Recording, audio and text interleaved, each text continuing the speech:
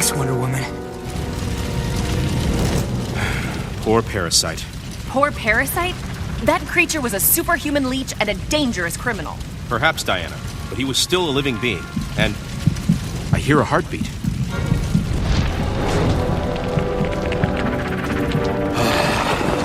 Nothing will stop Calathos now. No mere man can defy Calathos. No man does. But Wonder Woman dares to do anything.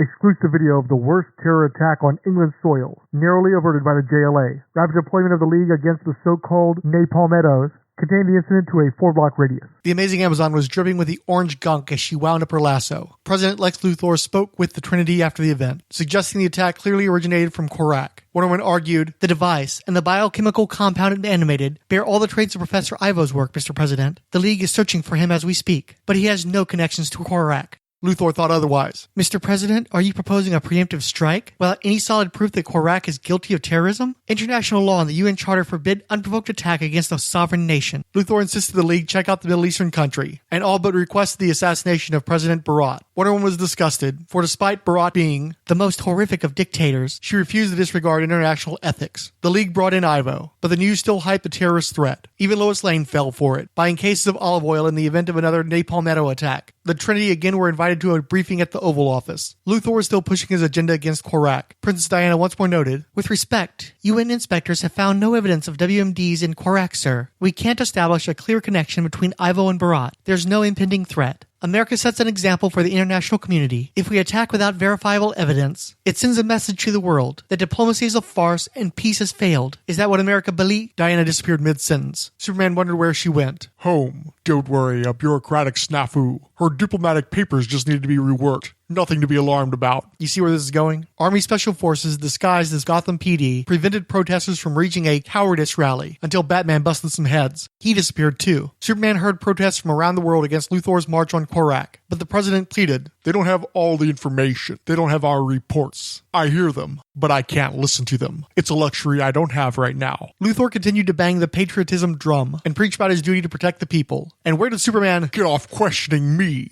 Finally, Superman got so fed up he took his heat vision to the A in the JLA's meeting table, but too little too late, as Luthor killed him with kryptonite. The whole time, the president was harping on the familiar right-wing talking points, heard incessantly during the U.S. invasion of Korak, or at least it would have appeared. It was all a dream of sorts, generated by a device of the Martian Manhunters employed without his supervision. "Jean and I have used that machine before to help me unburden my mind of anxieties." However, the big dumb Kryptonian needed a telepath to help guide his mental journey, and without one, Superman freaked out and wrecked stuff. Wonder Woman was present with the Atom and Batman, but only one got uncomfortably intimate with their consoling. "It's all right, Superman. You're awake now. You're awake. Everything is all right." Continuing on that thread, Diana was looking flirty in her already skimpy outfit a size too tight as she hung out in Clark's room, while he wore only a loosely closed robe. "I called Jean. He said you owe him a new Transconsciousness Articulator. He also said you were lucky. Forcing your conscious mind into the realm of your subconscious without a telepath to help maintain balance can be very dangerous." Kal-El tried to defend his actions, but ultimately decided, "Next time I'll just stick to confiding in Lois. She's my rock." The only rock he seemed stuck to was Diana, hugging him with inappropriate body language. American Nightmare, from the September 2003 cover dated JLA number 83, was written by Joe Kelly and drawn by Chris Cross and Tom Wynn.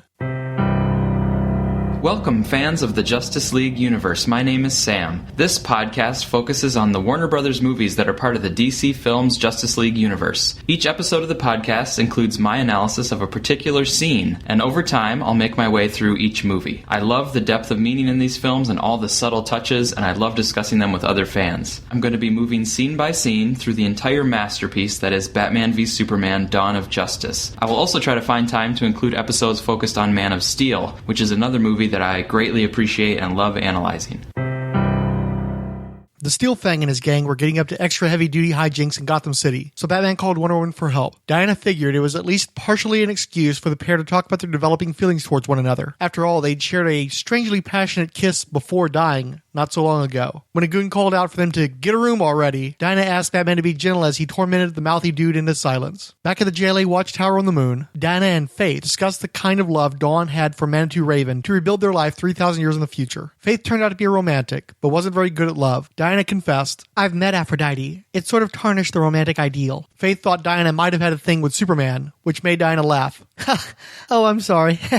"I'm sorry, Faith. No, Superman and I are very, very good friends, and that's all." Wonder Woman had just heard that line so many times before, and Faith agreed that it was best not to dip your pen in the company ink. Nothing but trouble. While dismantling a giant training robot with an axe, Diana considered Batman's good and bad qualities. Finally, she decided it was time for an answer, and asked the Martian Manhunter if he could use his Transconsciousness Articulator to work through the possibilities in a sort of virtual reality. An eternally young Diana spent her final days with her husband, the aged, crippled, sarcastic Bruce Wayne, on Paradise Island before he died. A ridiculous, fetishistic Batwoman severed a wife-beater's arm with her lasso while on patrol with a relatively nonchalant Batman. The Joker had just about murdered Batman, who pleaded with Wonder Woman not to let it push her over the line. Diana rushed the Clown Prince and took a face full of squirting flower acid. Then she grabbed the Joker by the face and dragged his head across the wall. "My love is dead, and now so am I." Despite petitioning her gods and literally going through hell, Diana was not allowed to bear Bruce Wayne's children. Still, she had saved his soul from darkness and made him a more optimistic and more flamboyant-looking hero. They had a life together, and it elevated Gotham City to a clean, ornate metropolis rivaling Superman's town. Diana came out of the Transconsciousness Articulator with a smile on her face, and Batman hovering over her. He had considered undergoing the same treatment, but "I don't really want to see what's lurking around in my brain." Simultaneously, they agreed not to progress to a romantic relationship. "Bruce, it's possible. It's more than just possible that we could be wonderful together. There's equal potential for utter disaster. I love you as a lifelong friend, a confidant, an ally, but I'm not willing to risk that to see if there's more. Are you?" They hugged and joked about how terrible things must have turned out in Diana's mind. Perchance, from the January 2004 cover dated JLA number 90, was by Joe Kelly, Chris Cross, and Tom Wynn. I tend to hate stories where Wonder Woman hooks up with either of the world's finest. I feel the relationship overshadows her, inflates the guys, and makes her seem like that chick in a group of male friends that ends up being passed around. On the other hand, I vastly prefer the less common Wonder Woman-Batman match to the incestuously boring and obvious Superman coupling. If Diana just wanted a nice guy with superpowers to settle down with, she wouldn't have to wait for Lois Lane to die. Diana spent all those years with Steve Trevor because he worked that balance between relatively capable, arrogant Dick and vulnerable himbo in need of loving guidance and salvation. There's some parallels to Batman, but it occurs to me that Dick Nightwing Grayson is way more of a Steve. Thoughts? Also, while she sometimes pushes the boundaries of sexed up thickness, I rather like Chris Cross's take on Wonder Woman. She's about a full head taller than Faith and ripped as heck, but still undeniably feminine. That is damn tough to pull off. And there are definitely panels here where I get more of a Big Barda vibe, but it's still good looking stuff.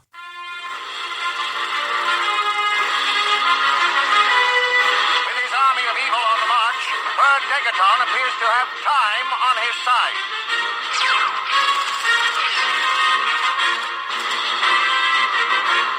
But when duty calls, they answer, bringing the fight for freedom to the front lines. They are the mystery men and women known as the Justice Society of America. Hey there, my name is Al Girding, and I have a favor to ask. If you're a fan of the Justice Society of America or other DC Comics heroes of the Golden Age, please listen to my new podcast, the All-Star Comics Review. Grab your reprints, DC Archive editions, or the original comics if you're lucky enough to own them, and let's explore the adventures of the JSA and other Golden Age greats. Follow along with the All-Star Comics Review podcast, now found on iTunes, allstarcomicsreview.blogspot.com, and Facebook. Since this is already going to be a fairly brief episode, I figured I would go ahead and throw in a review of the new Cartoon Network series Justice League Action. The show began running in the UK and the US roughly a month apart late last year. And Justice League Action is essentially a continuation of Justice League Unlimited, where you have a core of iconic DC superheroes surrounded by volumes of lesser-known characters, offering them a showcase in mass media. Where this show differs from Justice League Unlimited is it's much shorter. Episodes only run about 15 minutes each. There are arcs, but they're mostly self-contained. The tone is much lighter and more kid-friendly, and in fact there is a whimsy to it that better recalls Batman the Brave and the Bold sometimes pushed to the comedic extremes of Teen Titans Go. And also, as evidenced by the name, it's very action-oriented. It's all about punching, kicking, blasting. Characters are developed through dialogue in the midst of action, but nothing like introspection. I've seen all the first 10 episodes that have aired in the US, and I don't particularly like the show. The first episode, Classic Rock, which is also subtitled Shazam Slam Part 1 of 4, introduces the basic premise of the series. Batman is essentially the star of the show. He's in far more episodes than anybody else, and in a headlining role more often than not. He happens upon the wizard Shazam, who has been exiled from the Rock of Eternity and lost all of his powers. The two have to team up to save Billy Batson from the cause of Shazam's eviction, the returning Black Adam. The first short started out okay, but once they introduced Billy Batson / Captain Marvel, I started having problems. In presenting Billy, they're trying to update him, make him seem more cool, more hip, more modern. And as a byproduct, he seems very obnoxious and very of a time that's not quite our own, given that animation takes a while to get going, and let's face it, most of the stuff is produced by middle-aged white dudes, so not the hippest crowd to begin with. And the show once again portrays Captain Atom as Billy Batson in a Superman body. So he speaks as a child. As a guy who's read Golden Age Captain Marvel stories, I'm not into that. I don't think that most people are into that. I think that's one of the reasons why Captain Marvel doesn't get traction, because nobody wants to see the show about a little kid in a grown-up's body acting still like a little kid, talking in that manner. It worked well in Justice League Unlimited because they used the innocence ability to contrast against the adulteration of Superman and the Justice League as a whole. But in this context, Captain Marvel just comes off as a goofus. The second story is called Power Outage. This one focuses mostly on Superman and Wonder Woman, and it's actually the point where I almost tapped out of the show entirely, because the story involves Parasite breaking out of prison by draining the life force from cockroaches so that he cumulatively gets enough power to actually get loose. At one point, he's essentially at the mercy of Superman and Wonder Woman is lectured on the sanctity of all human life by Superman. So clearly this Wonder Woman bears no resemblance to anyone that I would accept. Once again, this is a hyper-aggressive warrior woman. They've got her in thigh-high boots with high heels, so she's weirdly fetishistic, especially because she has exposed thighs with a skirt that sort of points at her crotch. From the waist up, she's fairly recognizable as Wonder Woman. She's got the silver pointy gauntlets that started with John Byrne's redesign of the costume. She's got a big shield with WW on it, so for all you people that are tired of her looking like Captain America, here's more of that. They also give her a sword, which would be bad enough in my book, but it's also a hideous sword. It's this thing where it's got these Batman scallop things to them. It doesn't look like anything Greek. It doesn't look like anything Wonder Woman. It looks like what an adolescent would come up with if you try to tell them to come up with a cool, badass sword. And he comes up with this unfunctional thing that's really narrow in the middle, so it'd probably snap in half during a good sword fight. It looks like crap. But for me, probably the worst thing about the new Wonder Woman design is they give her this spiky hair that shoots off to the right. Again, that doesn't recall any version of Wonder Woman I've ever seen. It tries to make her all edgy, which is exactly what I want from Wonder Woman, right? No. And she has tons of attitude, and she's all about fighting with people. That's her defining characteristic. She wants to fight everybody. So not only does she have the worst aspects of the Timverse version of Wonder Woman, but also the worst aspects of their Hawkwoman, their Huntress. This tendency to communicate strong womanhood by being excessively aggressive,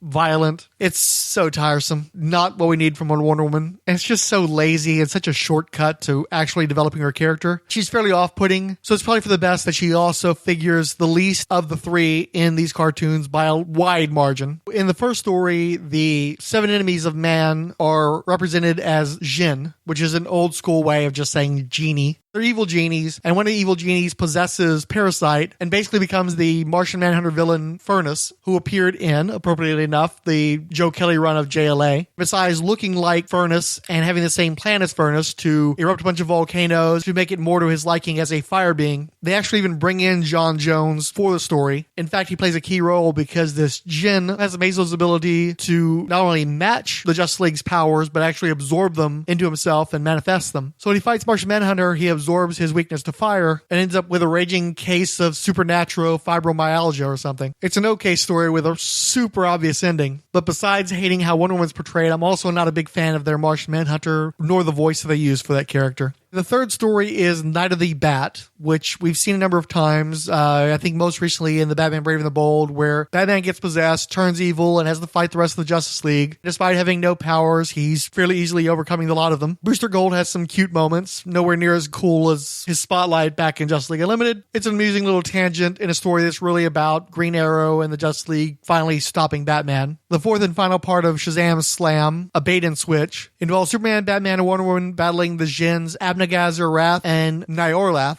because they're only willing to give you 2/3 of a bone if you're a Silver Age Justice League fan. The heroes are in danger of having their powers stripped from them if their names are spoken by the Jinn. So they team up with John Constantine. And I hasten to add, it's not John Constantine, the Alan Moore character. It's John Constantine, spelled with a capital T-E-E-N, even when he doesn't have a spell cast on him to speak in the most ridiculous version of Cockney. His English accent is sad. And he's basically just Dr. Fate in plain clothes. He runs around teleporting and shooting energy blasts from his hands. Why they felt the need to have John Constantine instead of going back to Fate like Unlimited did, I don't know why DC keeps trying to force John Constantine into their core continuity. The whole point of that character was that he was darker and more realistic, and you told mature stories with him. He doesn't belong in the core DC universe. He certainly doesn't belong in superhero teams, but he's more popular than Dr. Fate, so they're going to keep trying to force him into that role until he's not popular either. We also get Green Arrow and Plastic Man with a terrible voice. It's just like the worst Steve Urkel nerd voice ever. It's super annoying. Surely they could have gotten Tom Kenny back. Oh, and you also got Swamp Thing talking like, a dude bro, basically. Doesn't sound like Dick Durock. Doesn't have any trouble speaking like the Bronze Age character. He's basically like a big green muscular Plastic Man. He sounds better than Plastic Man. I wish they just combined the voice actor with Plastic Man and left Swamp Thing alone. But anyhow, the two groups of heroes combine forces so that they're able to fend off the Jinn's powers, but not before the Jinn can bring back Black Adam, who's now even more powerful than ever, who fights the collected heroes, defeats them. But see, Batman, of course, always having to be smarter than everybody else, had left the battle earlier on to retrieve Captain Marvel. And despite them making it clear that Black Adam has upped his powers, it really comes down to just having Captain Marvel show up to help the other heroes, and everybody punches everybody else because pretty much everything on the show is solved by everybody punching everybody else. Until after all the punch face is done, Black Adam is the guy who falls down on the ground. Also, they introduce a new watchtower, which is built on top of the volcano to ensure that none of the Jinn ever try to bring Black Adam back, I guess, because they kind of already did the thing they were going to do at the volcano in the first place. Anyway, they set up this new watchtower, which is a translucent globe with random techno lighting inside of it. It's lame. It doesn't look like anything. I think the worst Justice League headquarters I can think of ever. I would take the bunker in Detroit over this thing. And it's kind of emblematic of the show. It's all style, no substance. It doesn't make any sense. Why would you want to live in a big hamster ball with rave lights in it? The fifth episode is Follow That Space Cab, which thankfully is one of the better episodes, mainly because they go full-on goofy. It stars Space Cabbie. You've got Mr. Mind in his classic incarnation with the radio talk box hanging around his neck. You've got Lobo. You've got Lobo's extremely obscure sidekick, Jonas, who you pretty much wouldn't know existed unless you read Lobo comics back in the 90s. And they're all having this wild and crazy adventure. It's fun. The only thing that sucks about it is Hawkman's redesign. That is lousy. And they spend the whole episode making fun of Hawkman anyway, and rightly so. He does sort of look like Foghorn Leghorn. But setting that aside, cool episode, nice break from the suckiness of most of the series to that point.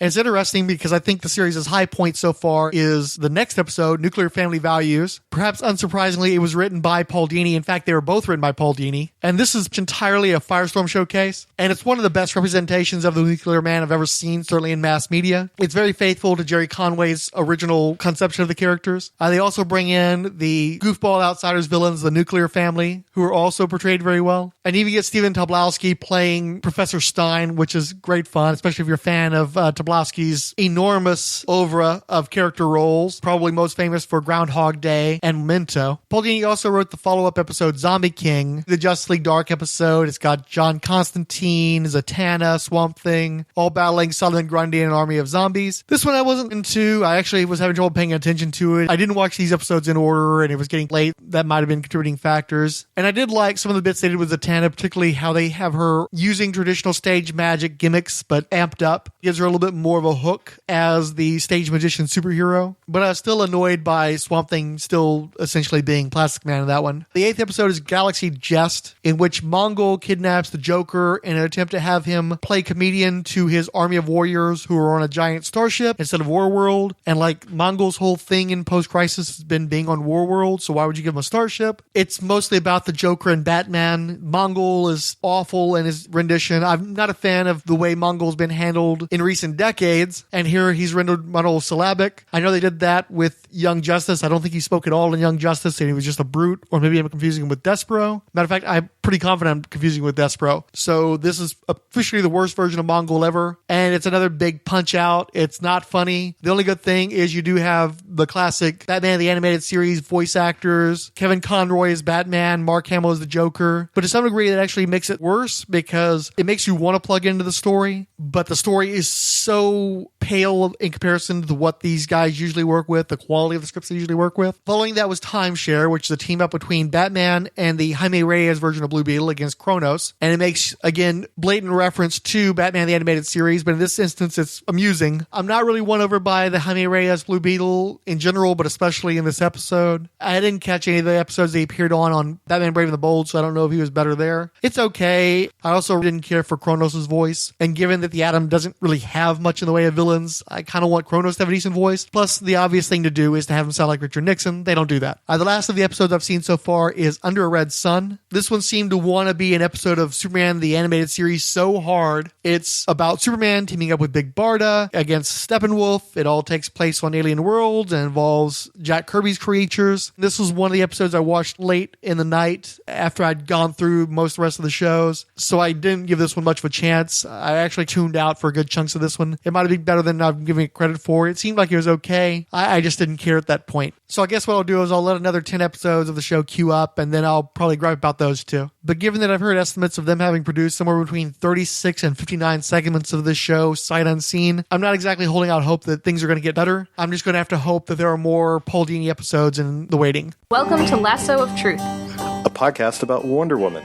My name is Juliet Kahn. I've been in comics professionally around 3 or 4 years now. As a critic for most of that time, primarily for Comics Alliance and Publishers Weekly. So I do a lot of comic stuff, and at the end of the day, I'm just a big old fan of them. I'm Elle Collins, and I am an assistant editor and writer at comicsalliance.com. I came up with the idea to start a Wonder Woman podcast because since I've been working full-time at Comics Alliance, I've sort of become the go-to Wonder Woman person. That really made me think more and more about Wonder Woman as a character. I hear people all the time saying that they don't really understand Wonder Woman, or they don't get her appeal, or they don't feel as positively towards her as they feel like they should. I think Wonder Woman is in such a bizarre and unique place, and this is one of the reasons that I was totally game when you invited me to be a part of this podcast, in that she's in that place, like at the center of two very weird forces that no other comics character I feel really is at the center of in quite the same way, where she matters to people, and she's become this cultural touchstone, and people have a lot of love and goodwill towards her. But at the same time, people don't know her, and people are keenly aware that they want to love her more than they actually do. I'm looking forward to talking about more specific topics in the future. We have a Twitter, which is Lasso of Truth Pod. And I'm always happy to stop and chat about Wonder Woman.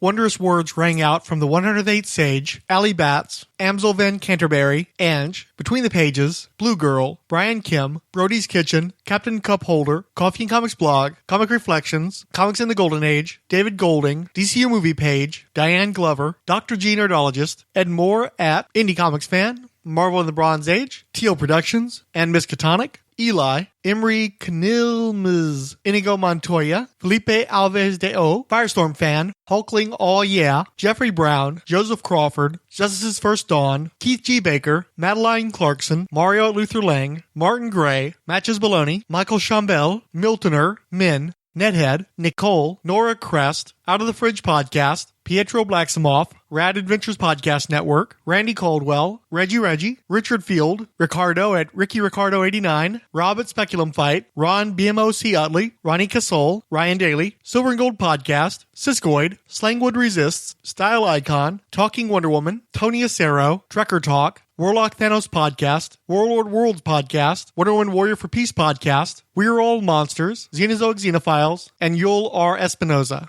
Xenozoic Xenophiles wrote, time for the latest episode of Diana Prince Wonder Woman with Diablo Frank. Justice's First Dawn tweeted, we've got a new Wonder Woman coming through. Hola! Sad and Tides Podcast wrote, before you meet Nubia and Wonder Woman 77 meets the Bionic Woman, learn about her previous incarnations through this here podcast. Riley Daly wrote of the Nubia episode, never read these stories. So much potential in Nubia and great costumes. Ruth Sutherland wrote, great episode Diablo Frank. Really enjoyed the summaries and all the history and backstory about a character I only vaguely remember. DC could have done so much more with the character. Definitely a missed opportunity. And wrote, my only interaction with Nubia is in that Supergirl comic book, so this was a great episode for me. Didn't realize all this about her history, although I'm sure I must have read about her in Who's Who. Thanks for covering. I wonder if she could have simply been folded into the Bound and McDowell Amazons in the post-crisis reboot. Well, and you couldn't read about her in Who's Who because she wasn't featured, although she is part of Zoom's Who, Zoom Yukinori's fan-produced addendum to Who's Who, which of course is featured on the Who's Who podcast, part of the Fire and Water Network. DC seemed really set on forgetting Nubia ever happened going into the 1980s, but she was brought back in the late 90s, early 2000s, I'm not sure which. To my recollection, not as a Bannon McDowell. She actually had a unique origin that set her, I believe, as part of the original Amazons on Themyscira as part of Perez's continuity. And it actually considered covering them as part of Black History Month. But one of the things I'm liking is that I have a bunch of other Nubia stories that we can look at. I actually recorded something a while back that I haven't released yet. I was recently visited by the Irredeemable Shag, and I had intended to get him to do a voice for this particular story, and then completely forgot all about it, so I guess we're going to have to do it without him. But that one will also feature Nubia, and the fact is I have major issues with Black History Month because I feel like we should acknowledge Black history all year round. But the fact is, white guys like me sometimes need to be reminded to make a point of doing something for Black history. So I'm glad I got the one out in February, but I really want to continue to have stuff with Nubia throughout the year. And thankfully, in stories like the upcoming Wonder Woman meets Bionic Woman, we'll have an opportunity to be reintroduced to Nubia in brand new stories. And the classic Nubia that I spoke of in that episode. The post-crisis, post-Zero Hour, pre-New 52 Nubia is very different from the one we met in the 1970s. To be honest, I seriously considered this episode being about that character.